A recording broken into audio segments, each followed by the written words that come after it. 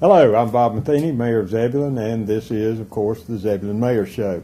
We're going to have a guest to join us in just a few minutes, but initially I wanted to tell you about the two meetings that were not filmed for this station in the month of January. The first was a work session, and we briefly talked about, you may be aware that when we occupied this facility, we have the buildings that are still downtown that are for sale, and they have been listed now for a couple of years, I guess, without any real activity. We did sell one unit down there. So we're looking at the listing agreement that we currently have, asking for some updated proposals on that, and perhaps also some updated values, so that we would really like to sell those buildings. The original plan was to sell those, put that money back into our unrestricted fund balance. So we're looking to revisit that because we've just simply not had any activity on those properties. We also had a resolution that we accepted the paving on some final paving on some streets in Weaver's Pond.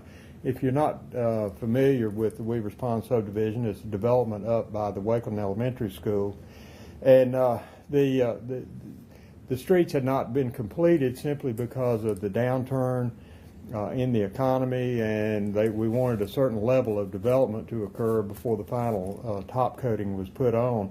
But now that's been done, but just simply because it was time to move on. Those people were suffering with poor streets and needed that work done, and there's not a lot of activity going on right now residentially, development-wise. So anyway, we accepted those. What that means is that they've now been completely paved, and the maintenance is a responsibility of the town of Zebulon.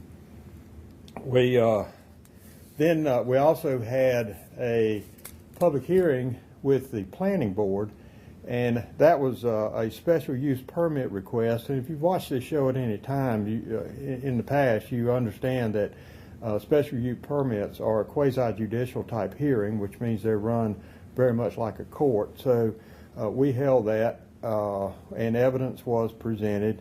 It was a request by a gentleman by the name of Christopher Baker to put a tattoo parlor downtown, and in the central business district, tattoo parlors require a special use permit. So we heard his side of the case. There was one person that came and spoke against the parlor, and subsequently, I'll tell you, because it has already occurred, the planning board made a favorable recommendation back to the town board, and the town board at our first meeting in February approved that special use permit, allowing that tattoo parlor to go downtown, and it'll be down on Horton Street, about a half a block off of Rendell Avenue. So those were the two meetings that we had in January that you were unable to watch on this station, and they both went fairly quickly. So, having said all of that, I've got a guest joining me now, and we're going to move around just a little bit and talk about WUTAT. What is WUTAT? We'll find out. Well, welcome back. We've moved around just a little bit, and joining me now is Robert Massengale, who is he's Assistant Public Utilities Director for Corpud, which is the City of Raleigh Public Utilities. That's right. So, glad to have you. Appreciate you taking the time to come down and talk to us. We're going to talk about WUTAT. So let's just start off. Tell us what WUTAT is. Well, WUTAT's sort of a funny acronym, but it stands for the Water Utility Transition Advisory Task Force, as you know.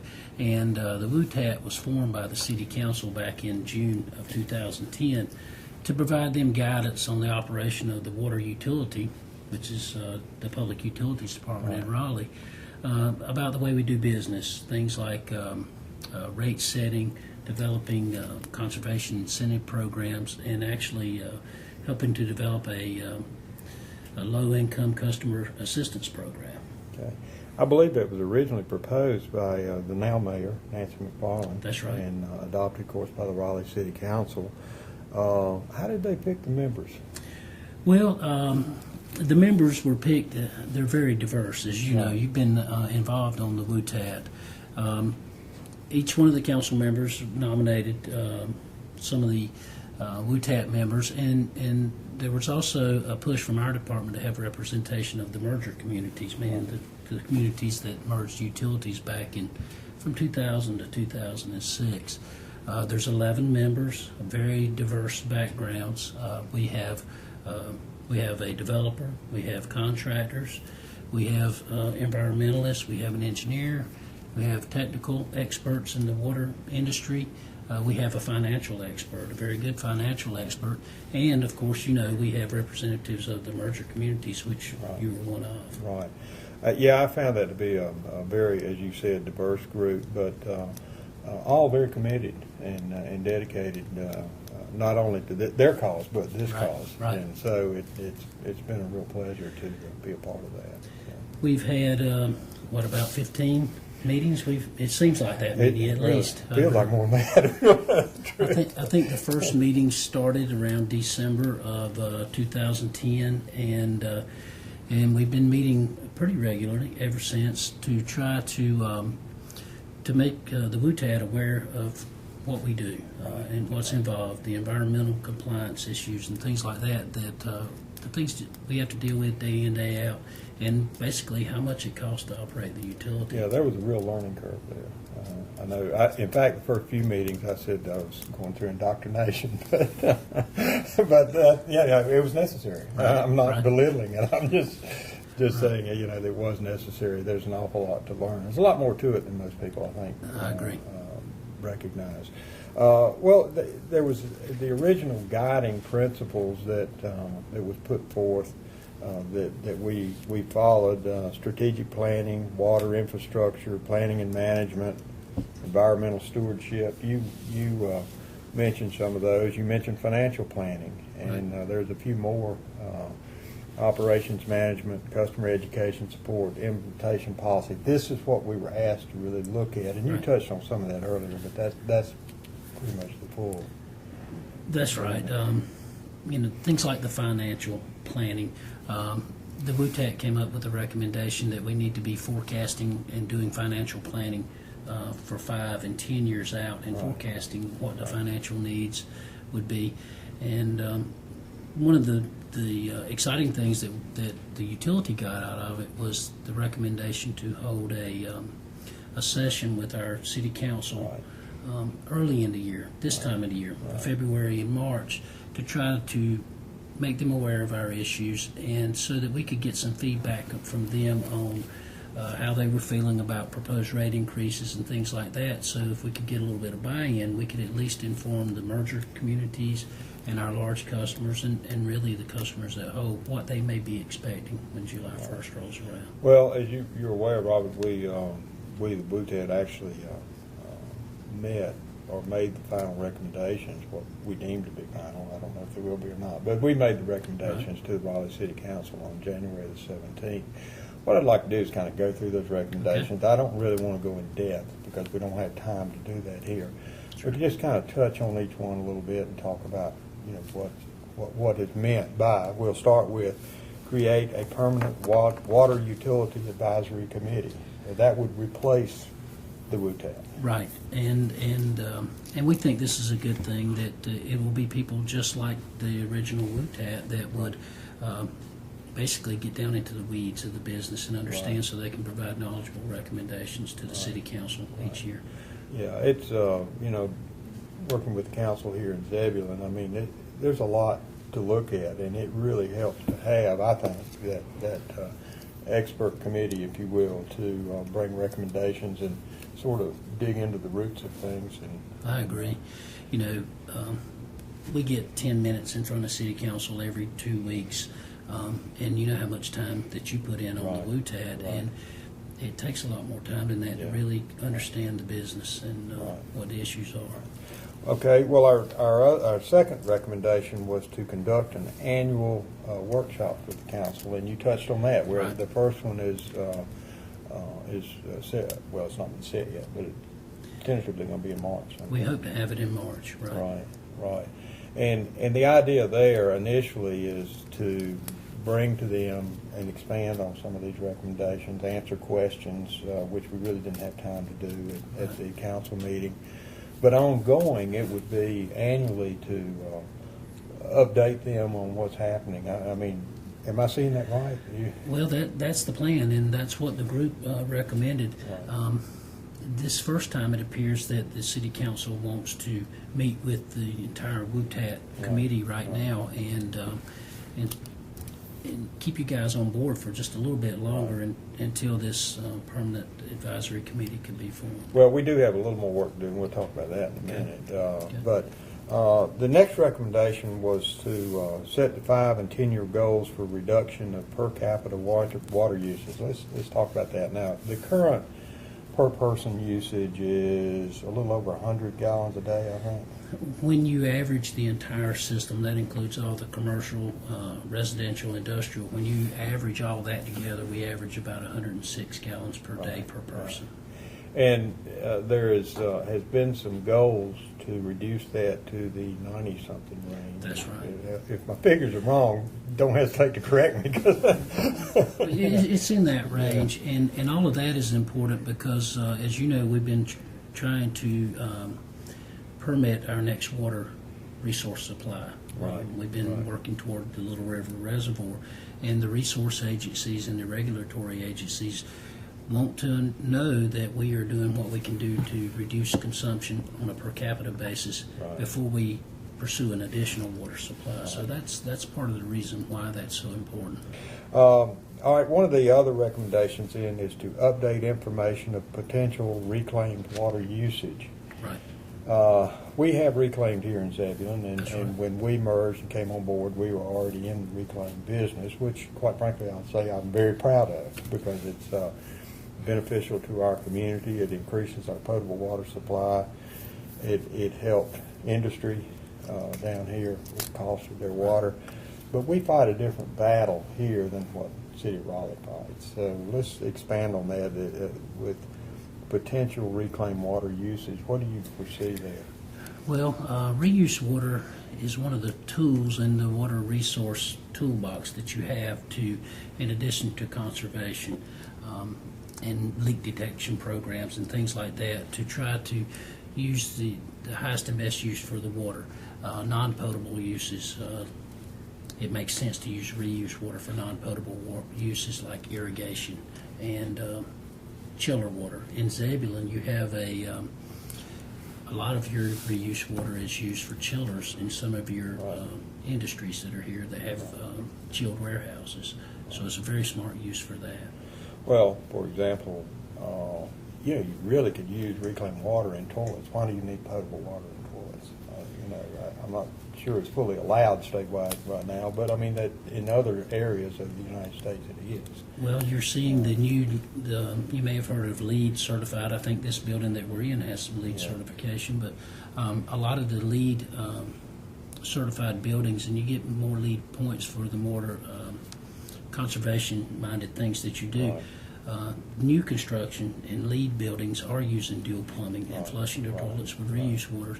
I think a big issue is the cost to retrofit existing buildings so that you have dual plumbing. Well, U.S. Food Service retrofitted here in Zebulon. We also have a concrete plant. I mean, why do you need potable water to mix concrete? You don't. So, anyway, the only reason I'm kind of milling around in that is to give people an idea of what you can do with reclaimed. And every reclaimed gallon that you use, in Bob's opinion, is a potable gallon that's usable for development and other things. So I just deem it to be very important, and I know you've heard me say this before. So, but, right. Well, anyway, it helps us defer the need for that next water supply, the more reuse water that we can use.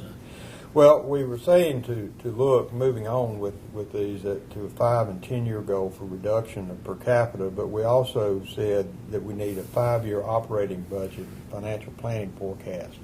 So we need to be able to reach out for 5 years and then update that annually, and then you would add a year to it. It's very important, particularly with the merger communities.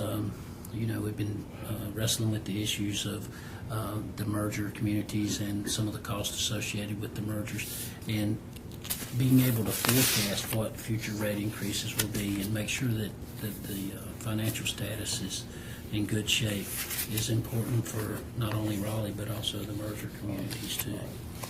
Well, we do, I know, long-range budgeting here in town, and I think you do it now. We do. 2-3 years out, or? Well, we do a 10-year capital Oh, yeah. improvements budget Well, each year. right.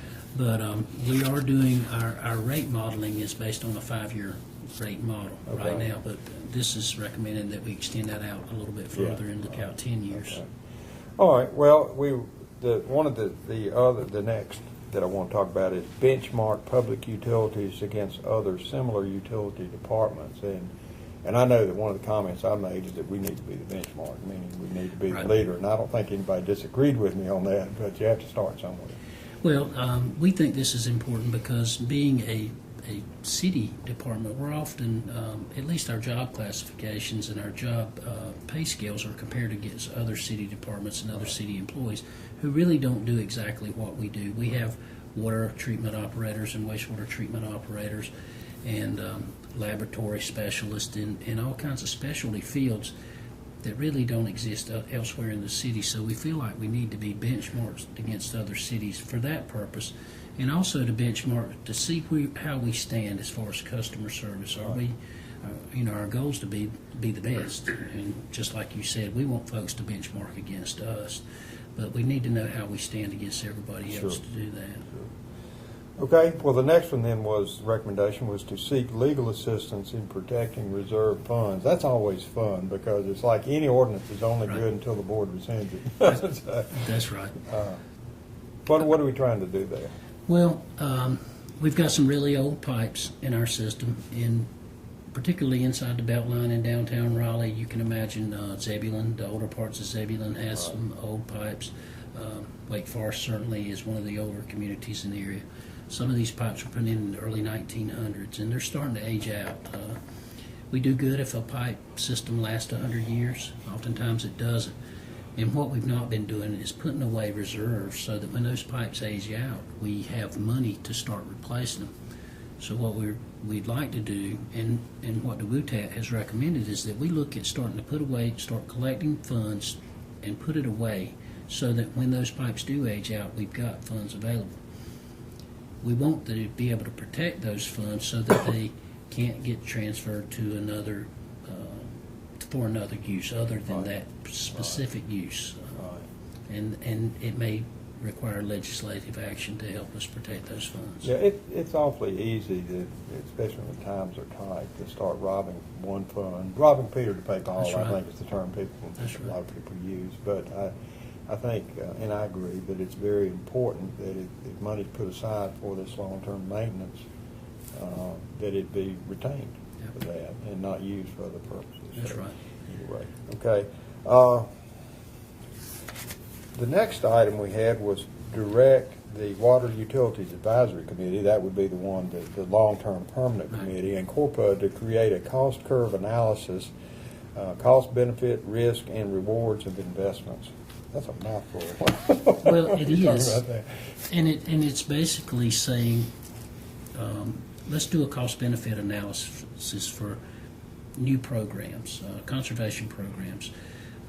Oftentimes when you implement an incentive program and you're using funding to basically reduce your revenue, you're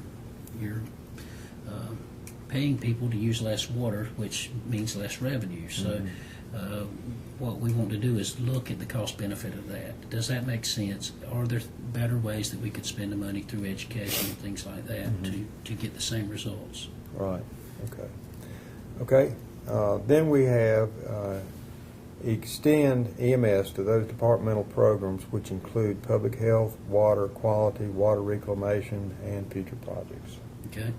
EMS stands for Environmental Management System, right. and it's basically a plan, do, check, revise, plan, do, check, sort of a lather, rinse, repeat cycle, Right. if you will, so that we look at what we're doing. Does it make sense that we're doing that? And let's change it if it doesn't, and let's get better and better. It's a constant improvement program. We are part of the National Biosolids Partnership at the wastewater treatment plant that has a formalized EMS program, and it gets audited each year by a third party. And it's basically that plan, do, check, redo, plan, do, check again system. and we just think that it would serve us well to let that cover everything that we do. Right. Okay. Direct Corpud, again, City of Raleigh Public Utilities Department, to conduct a comprehensive water audit and update it annually. And that makes perfect sense. We need to know where every drop of our water is going. If we create water at the water plant and we create a certain volume of water, and we only bill for another certain volume of water, we need to know where the difference is at. Right. Is it lost through flushing, planned flushing, Right. fire protection? Do we have leaks in our system? Things like that. Right. And that's what the water audit would do, is it would assign where the water is going that is not being used by the consumers. And the interesting thing is, from the citizen standpoint, if water's being thrown away, let's say there's a water leak, they're Right. paying for it. That's exactly right. Because it's coming back to them in their bill, because the water is actually what's being produced at the plant, and you have to cover that through the billing. And that's what the audit will tell us is Right. how much are we actually leaking Right. through the leaky Right. joints in the pipe. Right, and there's always going to be some. There's going to be You know, some, it's right. just, You just you want know, to keep it to I was a talking minimum. with our public works director, and we were talking about lifetime of pipes, you know, and I said, yeah, you think about it, you know, a sewer pipe is one thing, and obviously they wear out, but a water pipe's sitting there under pressure for years and years and years under that pressure. All you the know, time. So there's just going to be some leaks there. Okay, assure that all decisions and practices of Corpud have symmetrical equity between the city and the merger partners. This is one of my favorites, so I'll let you talk about it. I'm sure it is. This goes back to the fairness and equity for not only the city customers, but particularly for the merger communities. Is when we make a decision, one of the questions we ask ourselves: is it fair for someone in Zebulon to be paying this cost? Are we doing something in Raleigh that we shouldn't be doing in Zebulon or Wake Forest or Knightdale or Wendell? So that's what that statement's all about, is doing the fairness and equity check. And does this make sense? And likewise, if I'm doing this in Zebulon, would I do this in one of the other merger communities too? So it's basically just trying to make sure that the merger communities are taken care of. Okay, direct the Public Utilities Department to provide technical and financial assistance in support of existing water efficiency and conservation programs. This particular recommendation is meant for us to develop assistance for our customers. And if someone wants a water audit, wants us to come to their house and say, how can I be more efficient in my house? Could I implement a low flow toilet, or is my washing machine efficient? Things like that. And it's also related to the cost benefit of the conservation programs. Are we spending more on this program that we're ever going to get back in water resources? Just does it make sense to do that program? So that's what this is about. Just dig into it and see if it's worthwhile. That's right. That's pretty much the bottom line of that. Develop a plan to provide assistance to low-income customers. You sort of touched on that. That's a little bit related. Right, it is, and this is one of the initial charges of the WUTAD, is to develop a low-income customer assistance program. And there's some legal challenges with that, as far as being able to take the utility funds and divert it to folks who need help with their utility bills. But there are ways, and we're looking into trying to. There are a lot of folks in our community that are needy and do need assistance. So that's what that's geared toward, is trying to find ways to help folks pay their water bill. You know, I think it bears repeating that, and I've certainly said it before, but the utility, water and sewer, are enterprise funds. That's And right. what that simply means, for the benefit of anyone watching, is that they are self-supportive with their own revenues. Right. In other words, you do not take tax dollars and subsidize your utilities. So the revenue and the expenses become extremely important when you look at it from a business standpoint. Not that it's not from the tax side as well, but still, you know, your rates are developed based on your cost of operation. Exactly, and it's not developed to make a profit or to Right. transfer money to a general fund just because it's there. Right. And you're right, we don't receive any subsidies from the general fund, from the tax base. It's all from rates and fees from the customers. There are some things that we've looked at. We have looked at how to implement a low-income customer assistance program, and one of the things is similar to what Progress Energy's doing, is they'll ask their customers to round their bill up, maybe to the nearest dollar, and that money could be put into a fund and work with a nonprofit to identify folks who need assistance and work with the nonprofits to provide assistance to those folks. And then folks can also volunteer donations in their water bills. Right. We're not there yet, but this is something we're Sure. looking at, and we do hope to implement. Right, I understand. We had conduct a comprehensive assessment of affirmative water governance models. Now, I know there was a lot of talk about this, but basically, correct me if I'm wrong, that's just saying look at alternate ways of providing this service, be it through private industry, which didn't seem to get much traction, but Right. nonetheless, you should look. Well, look from one end to the other, Right. from privatization all the way to maybe a water authority, or keeping things like they are. Right, right. It's just to think out of the box and see what's really the best way to go into the future with the utility departments. Well, as we said earlier, that concludes the recommendations that we made, and of course they accepted those recommendations, and still have to meet with Raleigh City Council, and who knows what's going to come out of that meeting that they may ask us to do, or That's right. or ask us to take another look at. I don't know. Robert, I really thank you for coming down today. I hope that people have found this information to be useful. I have found WUTAT to be extremely interesting and informative. Hopefully I've contributed as You well as have. learned. You So, definitely have. but in any event, I want to thank you so much for coming down, and thank you for watching. I hope you have found this information useful, and we'll see you next month.